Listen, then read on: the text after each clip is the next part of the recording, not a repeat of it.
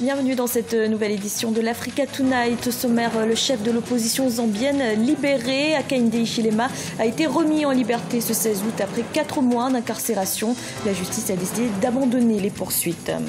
La rentabilité du parc de Bukanga-Lonzo en question en République démocratique du Congo. 3 ans après son lancement, le projet n'a pas produit les résultats attendus. Le pays continue de dépendre largement des importations agroalimentaires. Et rencontre dans ce journal avec celle qui a été la première femme à entrer au comité exécutif de la FIFA, Lydia Sekera, également présidente du comité national olympique du Burundi. Hakainde Hichilema est libre. Le chef de l'opposition zambienne a été libéré ce mercredi 16 août. Il était incarcéré depuis 4 mois. En avril dernier, il avait été arrêté pour avoir gêné le passage du convoi présidentiel, ce qui lui avait valu d'être accusé de trahison. Marcel Fabamaroun. Le leader de l'opposition zambienne, Hakainde Hichilema, a été libéré de prison ce mercredi. Arrêté en avril dernier, il est accusé d'avoir refusé de céder le passage au convoi présidentiel, puis d'être à l'origine d'un complot qui visait à renverser le régime du président Edgar Lungu. Hakainde Hichilema n'est toutefois pas à l'abri d'une nouvelle détention si l'on s'en tient aux propos du juge, mais ce n'est pas pour autant qu'il renonce à son combat. Ces choses doivent prendre fin, parce que si ça ne s'arrête pas, je suis prêt à retourner en prison. Ces dernières semaines, la Zambie, pourtant considérée comme l'une des démocraties les plus stables du continent, a connu une période de friction politique. En juillet, le président Lungu avait d'ailleurs décrété l'état d'urgence. La libération d'Hakainde Hichilema devrait permettre un retour au calme, même si d'autres revendications relatives à la justice zambienne sont encore à l'ordre du jour. Le système judiciaire pénal a été détruit dans notre pays. La loi n'est pas correctement appliquée. La police fait ce qu'elle veut et les prisons sont en totale dégradation. Ces cellules de la prison sont des chambres de la mort. Les gens meurent chaque jour dans ces prisons. Célèbre économiste et homme d'affaires zambien, Hakainde Hichilema, 55 ans, est le président de l'UPND, United Party for National Development. Lors de la présidentielle de 2016, il est devancé de peu par Edgar Lungu, recueillant 1 760 347 votants, soit 47,63% des voix. Et puis à nouveau un drame lié aux fortes pluies en République démocratique du Congo. 40 personnes ont perdu la vie ce mercredi dans un glissement de terrain qui a englouti un village de pêcheurs situé sur la rive occidentale du lac Albert dans le nord-est du pays. Des pans entiers de montagnes se sont affaissés. 4 rescapés sont actuellement soignés dans l'hôpital le plus proche. Et on reste en République démocratique du Congo où le parc agro-industriel de Bukanga-Lonzo fait débat. Ce projet lancé en 2014 était censé permettre au pays d'atteindre l'autosuffisance alimentaire. Mais malgré les 100 millions de dollars investis, les résultats se font toujours attendre. Reportage de notre correspondant Jacques Ambocard. Lancé le 15 juillet 2015, le parc agro-industriel de Bukanga-Lonzo dans la province de Kwango est loin des attentes de la population congolaise.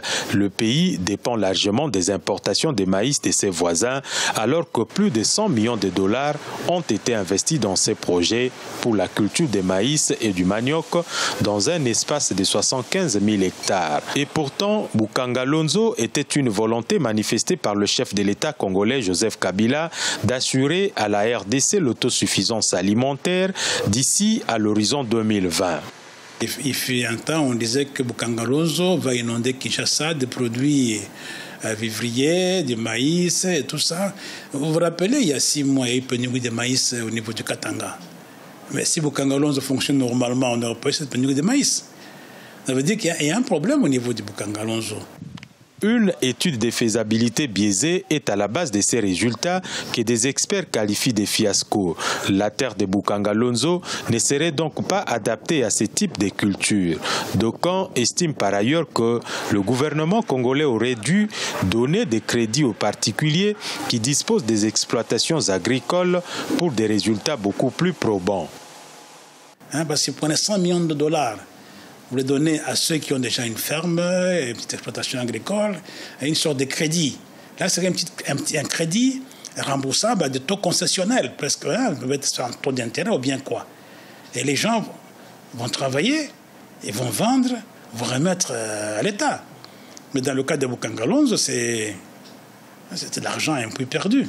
Dans cette vision d'atteindre l'autosuffisance alimentaire et de lancer le pays dans la diversification de son économie encore dépendante des mines, le gouvernement avait programmé de lancer une dizaine de projets agricoles avec Bukangalonzo comme projet pilote.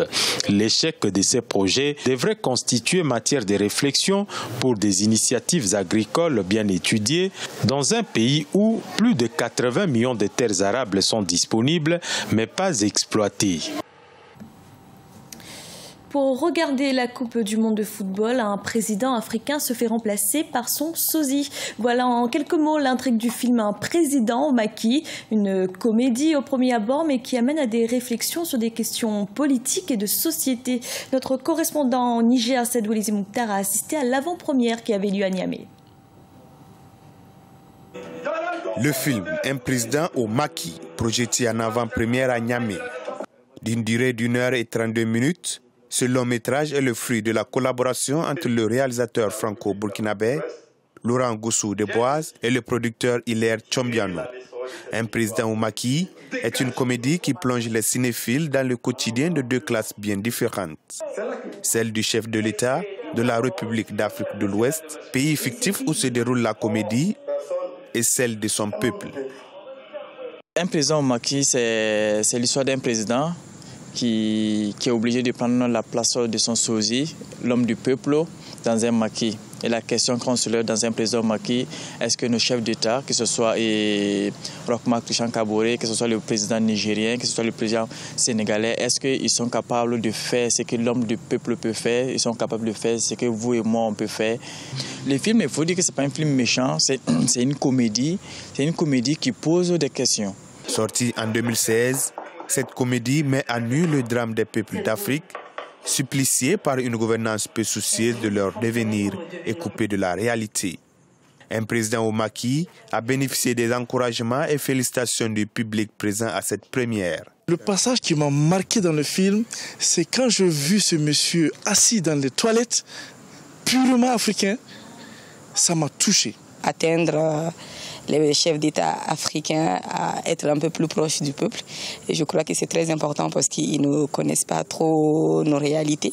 Généralement, c'est des gens qui viennent des familles super aisées, qui ne savent pas trop ce que le citoyen moyen vit un peu. Par cette production, Afrique Films ambitionne de réaliser des films grand public afin d'interpeller chacun sur son rôle à jouer au sein de la société.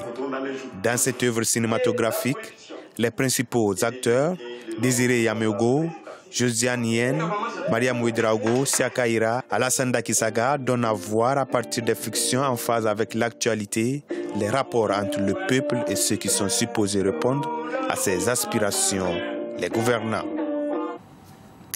Rencontre à présent avec la Burundaise Lydia Sekera, présidente du Comité national olympique.